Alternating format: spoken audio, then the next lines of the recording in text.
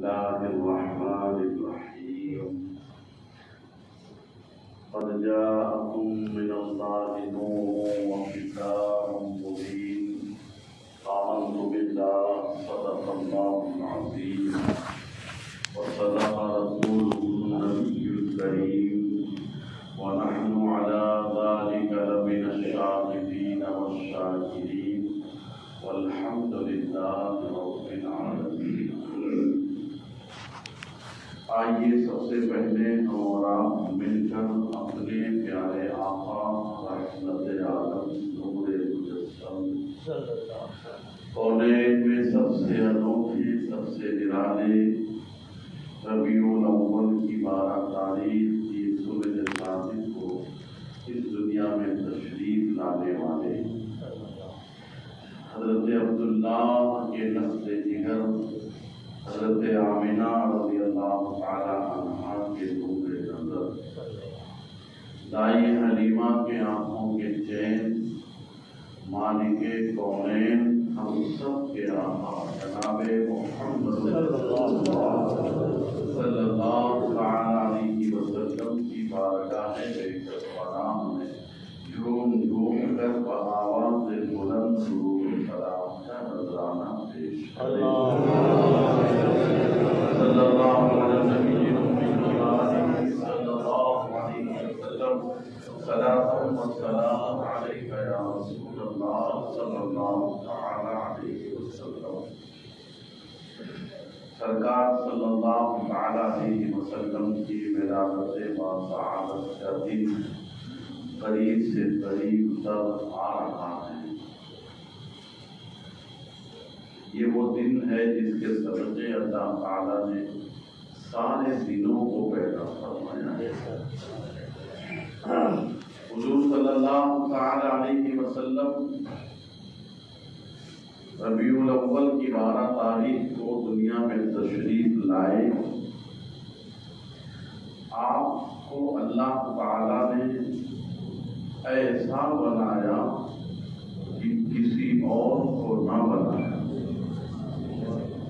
ایسے بے مثل و بے مثال کہ آپ کے جیسا کوئی خوش خصال ہی نہیں۔ راوی روایت کرتے ہیں حضور صلی اللہ علیہ وسلم کے جسم پاک کو اللہ تعالیٰ نے اتنا حسین و جمیل بنایا تھا، ایسا لگتا تھا کہ آپ کے وجود پاک کو چاندی کے سانچے میں ڈالا گیا۔ اور حضور صلی اللہ تعالی علیہ وسلم کے دست مبارک اور آپ کا وجود پاک ایسا نرم و نازک کہ ایسا لگتا تھا کہ روئی کا گالا کسی نے اپنے ہاتھ میں لیا ہو،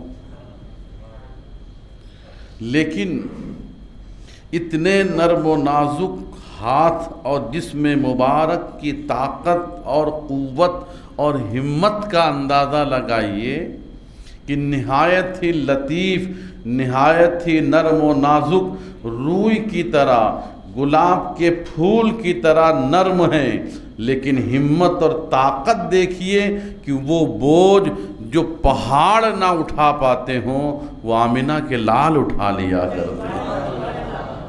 یہ آپ کی ہمت اور طاقت اور شجاعت کا عالم ہے۔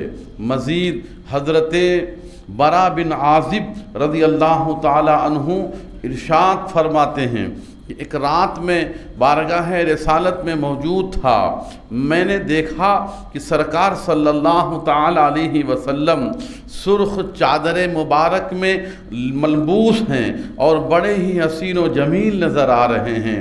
14ویں کا چاند بھی اس دن بڑے آب و تاب کے ساتھ چمک رہا تھا۔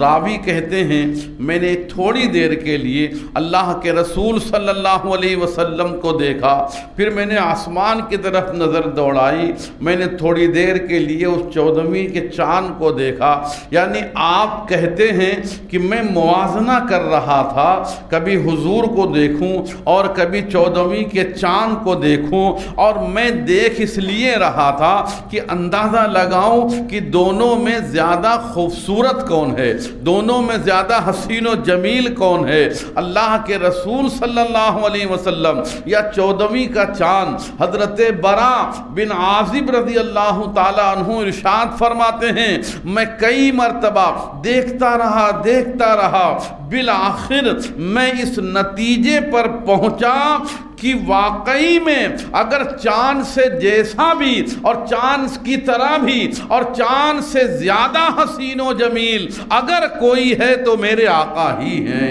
اگر چاند سے زیادہ کوئی خوبصورت ہے تو وہ میرے آقا علیہ السلام ہی ہیں، اگر چودھویں کے چاند سے زیادہ کسی کا چہرہ روشن ہے تو وہ میرے آقا علیہ السلام کا ہے۔ سبحان اللہ، ایک طرف جسم پاک نہایت ہی نرم و نازک، دوسری طرف آپ کے چہرے مبارک کو چاند سے زیادہ خوبصورت بتانے والوں نے بتایا، اور آپ کا جو قد مبارک تھا وہ نہ بہت طویل تھا اور نہ ہی بہت قصیر تھا، یعنی آپ کی ہائٹ نہ بہت زیادہ لمبی تھی کہ لوگ دیکھیں تو کہیں کہ آپ بہت لمبے ہیں، اور نہ ہی بہت چھوٹی ہائٹ تھی کہ لوگ آپ کو کہیں کہ آپ بہت چھوٹے ہیں، بلکہ آپ کی ہائٹ درمیانہ تھی، معتدل تھی، نہ بہت زیادہ لمبے تھے نہ بہت زیادہ چھوٹے تھے۔ لیکن راوی جو روایت کرتے ہیں وہ آپ سنیے تو آپ کا ایمان تازہ ہو جائے گا۔ اللہ کے رسول صلی اللہ علیہ وسلم کے جسم پاک کو تو اور آپ کے ہائٹ اور قد مبارک کو تو رب کریم نے تو درمیانہ بنایا تھا، لیکن اگر ہزاروں کے مجمع میں اللہ کے رسول صلی اللہ تعالیٰ علیہ وسلم کھڑے ہوں اور تمام اس محفل میں لمبے سے لمبے قد والے بھی کیوں نہ ہوں، لیکن راوی کہتے ہیں ہم نے ایک مرتبہ نہیں ارے کئی مرتبہ دیکھا کہ اتنے مجمع میں اگر سب سے اونچا سر کسی کا ہوتا تھا تو وہ آمنہ کے لال کا ہوتا تھا، حضور رحمت عالم کا ہوتا تھا۔ یعنی یہ آپ کا معجزہ تھا کہ آپ درمیانی قد کے تھے لیکن مجمع میں سب سے بلند نظر آتے تھے، اور کیوں نہ بلند نظر آئے، اللہ نے آپ کا رتبہ بلند فرمایا ہے۔ کوئی آپ سے ظاہری طور سے بھی کیوں بلند ہو، اللہ نے آپ کو بلند بنایا ہے، نہ ظاہر کے اعتبار سے کوئی آپ کے رتبے میں بلند ہے، نہ حقیقت میں کوئی آپ کے رتبے کو بلند پا سکتا ہے، کوئی نہیں پا سکتا ہے۔ آپ ہر اعتبار سے بے مثل ہیں، ہر اعتبار سے بے مثال ہیں، سبحان اللہ۔ اور کیسے بے مثل بے مثال اور کیسے حسین و جمیل ہیں کہ خود انسان نہیں، فرشتوں کے سردار حضرت سیدنا جبریل امین علیہ السلام سے پوچھا گیا اے جبریل امین بتاؤ، خود میرے آقا علیہ السلام نے ارشاد فرمایا تھا جبریل تو تم نے بہت دنیا دیکھی ہے، تم تو نوری ہو اور ایک سے ایک نوری فرشتے نور والے ہیں، کیا تم نے مجھ سے بھی زیادہ حسین و جمیل دیکھا ہے؟ تو حضرت جبریل امین کی ترجمانی کرتے ہوئے بریلی کے تاجدار اعلیٰ حضرت امام اہل مدرسہ خان رحمت اللہ تعالی علیہ بارگاہ رسالت میں عرض کرتے ہیں یا رسول اللہ صلی اللہ علیہ وسلم یہی بولے سدرہ والے چمنے جہاں کے تھالے، یہی بولے سدرہ والے یعنی جبریل علیہ السلام، یہی بولے سدرہ والے چمنے جہاں کے تھالے، آقا سبھی میں نے چھان ڈالے مگر تیرے پائے کا نہ پایا، تیرے پائے کا نہ پایا، تجھے یک نے یک بنایا، تجھے یک نے یک بنایا، وہی رب ہے جس نے تجھ کو ہمتن کرم بنایا، آقا ہمیں بھیک مانگنے کو تیرا آستہ بتایا۔ اللہ کے رسول صلی اللہ تعالیٰ علیہ وسلم کی سبحان اللہ کیا کتنی تعریف بندہ کرے، کوئی تعریف کما حقہ کیسے کر سکے، کیونکہ آپ کی تعریف میں تو سارا قرآن موجود ہے، آپ کی تعریف میں تو سارا قرآن موجود ہے. آپ قرآن پاک کو پڑھیے اور اللہ کے رسول صلی اللہ علیہ وسلم کے جسم پاک کو، عضو پاک کو سامنے رکھیے، آپ کے وجود ناس کو تصور میں سامنے رکھیے تو پتہ چلتا ہے اللہ تبارک و تعالیٰ نے آپ کے جسم پاک کے ہر عضو کو قرآن پاک میں کہیں اشاروں میں، کہیں کنایوں میں اور کہیں وضاحت کے ساتھ بیان فرمایا ہے. یہ تو جب آپ تفسیر پڑھیں گے تو پتہ چلے گا کہ کس انداز میں رب کریم نے اپنے محبوب کی کما حقہ تعریف بیان فرمائی ہے.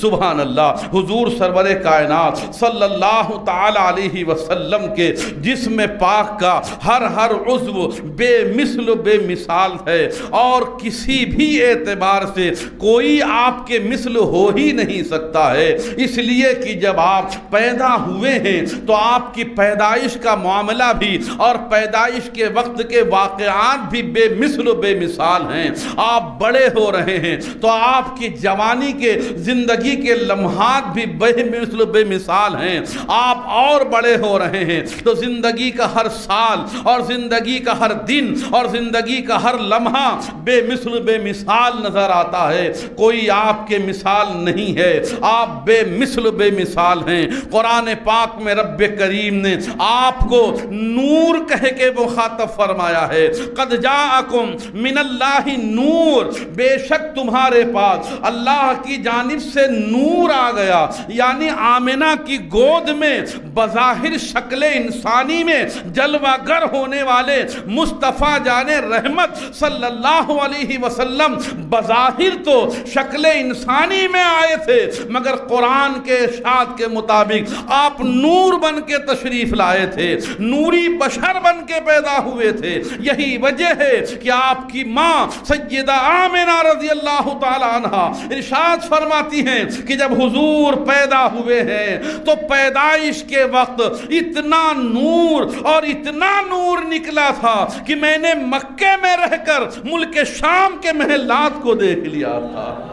کہاں ملک شام سینکڑوں میل دور ہے اور کہاں مکہ ہے. مکے جائے پیدائش میں حضرت آمنہ فرماتی ہے میں یہاں سے اس نور کی چمک اور روشنی میں نے ملک شام کے محلات کو دیکھ لیا ہے. حضور علیہ السلام بے مثل بے مثال ہیں. آپ کے وجود پاک کا ایک عضو سبحان اللہ. آپ پسینے مبارکہ کو دیکھیے تو سبحان اللہ، نہ تو آپ کے پسینے کو مشک کی خوشبو پہنچ پائے، نہ عنبر کی خوشبو آپ کے پسینے مبارکہ کو پہنچ پائے. یعنی آپ کے پسینے مبارکہ کے سامنے تو مشک و عنبر بھی فیل ہیں، مشک و عنبر کی خوشبو بھی بیکار ہے آپ کے پسینے مبارکہ کے سامنے. اور آپ کے پسینے مبارکہ کو صحابیات باقاعدہ جمع کرتے تھے. ایک صحابیہ رضی اللہ تعالی عنہ کا واقعہ بیان ہے کہ حضور صلی اللہ علیہ وسلم جب میرے گھر تشریف لاتے تھے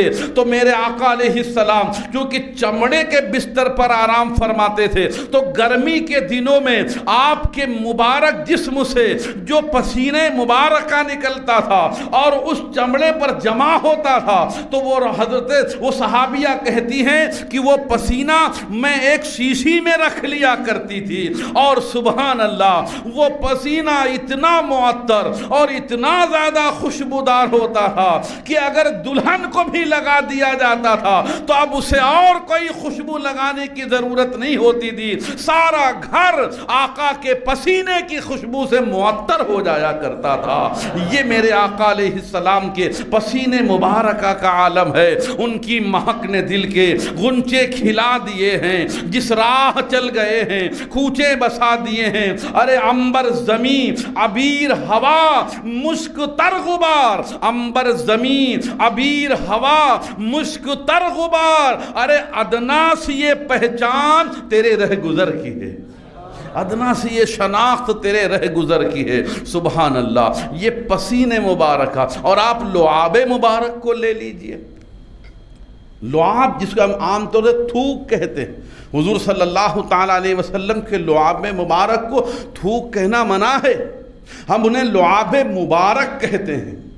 ہم اور آپ کہیں تھوکے تو لوگ گھین کریں لوگ نفرت کریں، لوگ ہم سے دور بھاگیں، لیکن سبحان اللہ میرے آقا علیہ الصلوۃ والسلام جو اس مہینے کی 12 تاریخ کو پیدا ہوئے، آپ کے لعاب دہن کا یہ معجزہ تھا، آپ کے لعاب دہن کی یہ برکتیں تھیں کہ اگر آپ کسی مریض کی آنکھوں میں لگا دیں، خاص طور سے حضرت علی رضی اللہ تعالیٰ عنہ، جنگ خیبر کے دن آپ بیمار تھے نا، آپ کی آنکھیں آئی ہوئی تھیں، اتنی شدید آنکھیں تھی حضرت علی رضی اللہ عنہ کی کہ آپ کو دکھتا نہیں تھا۔ صحابہ نے عرض کیا یا رسول اللہ آج وہ تو بہت بیمار ہیں۔ حضور نے فرمایا ان کو لے کر میرے پاس آؤ۔ حضرت علی بارگاہ رسالت میں پیش کیے گئے۔ حضور رحمت عالم صلی اللہ علیہ وسلم نے عبداللہ کے لخت جگر نے اپنا لعاب دہن علی کی آنکھوں میں لگایا تھا تو آنکھیں فوراً اچھی ہو گئی تھیں، فوراً آنکھیں بہتر ہو گئی تھی۔ اور اگر ٹوٹی ہوئی ہڈی پر صحابی حاضر ہوتے ہیں، کہتے ہیں یا رسول اللہ اوپر سے گرا ہوں وہ ہڈی ٹوٹ گئی ہے، تو اس ٹوٹی ہوئی ہڈی پر بھی اگر کوئی کام کرتا ہے تو لعاب مصطفیٰ کام کرتا ہے، سبحان اللہ۔ اور یہ وہ لعاب دہن ہے کہ میرے آقا علیہ الصلوۃ والسلام نے ایک مرتبہ کلی کر فرمایا، اور آپ نے کلی کیا ہوا پانی آپ نے فرمایا لے جاؤ، وہ جو فلاں کنواں ہے نا جس کا پانی بہت کھاری ہے، لے جا کے اس میں ڈال کے آ جاؤ۔ کھاری کنویں میں حضور کے لعاب دہن ملی ہوئی کلی مبارک کا پانی جب اس کنویں میں ڈالا جاتا ہے تو اس کا پانی میٹھا ہو جاتا ہے، اس کا پانی شیریں ہو جاتا ہے، سبحان اللہ۔ جس سے کھاری کنویں شیرہ جاں بنے، جس سے کھاری کنویں شیرہ جاں بنے، اس زلال حلاوت پہ لاکھوں سلام، اس زلال حلاوت پہ لاکھوں سلام۔ اعلیٰ حضرت امام اہل سنت نے حضور صلی اللہ علیہ وسلم کے جسم پاک کے ایک ایک حصے پر لاکھوں سلام بھیجا ہے، آپ کے دست مبارکہ پر، آپ کی چشمان مبارکہ پر، آپ کی زلف مبارک پر، آپ کی بھون شریف، آپ کی پلک شریف، آپ کے ناخون مبارک، آپ کے دندان مبارک، آپ کے لعاب دہن، غرض کی جسم کے ہر حصے پر لاکھوں سلام بھیجا گیا ہے۔ اور یہ لاکھوں سلام والے پیارے آقا الحمدللہ اس مہینے کی 12 تاریخ کی صبح صادق کو آئے، اور یہ ہم سنیوں کے نصیب میں ہے کہ اللہ تبارک و تعالی اپنے محبوب کی ولادت پاک کا دن منانے کا شرف ہمیں اور آپ کو عطا فرماتا ہے، اور ہم اور آپ اسے اپنی زندگی کی معراج سمجھ کر ہم میلاد پاک مناتے ہیں۔ آئیے ہم بھی عہد کر لیں اور نیت کریں کہ انشاءاللہ یہ آنے والا دن جو 12 شریف کے نام سے یاد کیا جاتا ہے، ولادت پاک کے دن کے نام سے یاد کیا جاتا ہے، ہم انشاءاللہ یہ دن مرتے دم تک مناتے رہیں گے، اور اپنے بچوں کو بھی کہہ کے جائیں گے کہ یہ نسل در نسل ہماری نسلوں میں ہونا چاہیے کہ ہر بچہ ہمارا میلاد پاک منانے والا ہونا چاہیے۔ اب پرسوں ایک فون میرے پاس آیا، یہ جو میلاد آپ مناتے ہو یہ حضرت ابوبکر نے منایا تھا کیا؟ یہ حضرت عثمان نے منایا کیا تھا؟ مجھے ایک مولانا صاحب نے مجھ سے پوچھا ہے۔ اب آپ بتائیے، ایک مولانا صاحب نے مجھ سے پوچھا ہے کہ کیا میلاد حضرت ابوبکر نے منایا تھا، عثمان نے منایا تھا، ذوالنورین نے منایا تھا؟ میں نے کہا ٹھیک ہے، اچھا یہ بتائیے جو کام حضرت ابوبکر نے کیا تھا آپ کو وہی کرنا پڑے گا، اس کے علاوہ سب چھوڑ دیں گے آپ کی نہیں؟ جو حضرت ابوبکر عمر عثمان نے نہیں کیا ہے آپ پہلے یہ بتائیے کہ وہ کام آپ کو چھوڑنا پڑے گا۔